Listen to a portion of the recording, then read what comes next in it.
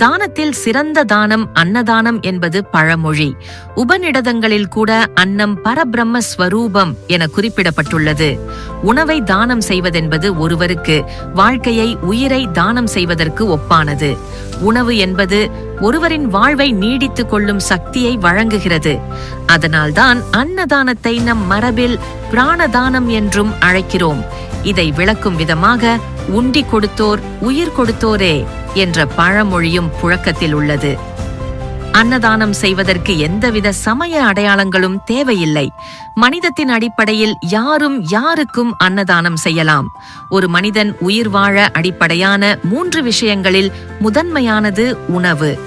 உடை, இருப்பிடமாகிய மற்ற 2 அம்சங்கள் இல்லாவிட்டால் வாழ்வின் தரம்தான் பாதிக்கப்படும். யார் ஒருவருக்கு உணவு இல்லையோ அவருக்கு வாழ்வாதாரமே, வாழ்க்கையே பாதிக்கப்படும். அந்த காரணத்தினாலே தான் பாரதியின் புகழ்பெற்ற பல வரிகளில் லட்சக்கணக்கானோர் நெஞ்சில் நிலைத்திருக்கும் வரியாக, தனியொருவனுக்கு உணவில்லை எனில் இந்த ஜகத்தினை அழித்திடுவோம் எனும் வரி போற்றப்படுகிறது. எனவே கல்வி தானம், பொருள் தானம் உள்ளிட்ட ஏராளமான தானங்களின் வரிசையில் அன்னதானம் என்பது மிகவும் முக்கியத்துவம் பெறுகிறது. ஆகவே உங்களால் முடிந்த அளவு இல்லாதோருக்கு இயன்றதை செய்யுங்கள். அன்னதானம் செய்யுங்கள், ஆனந்தமடையுங்கள்.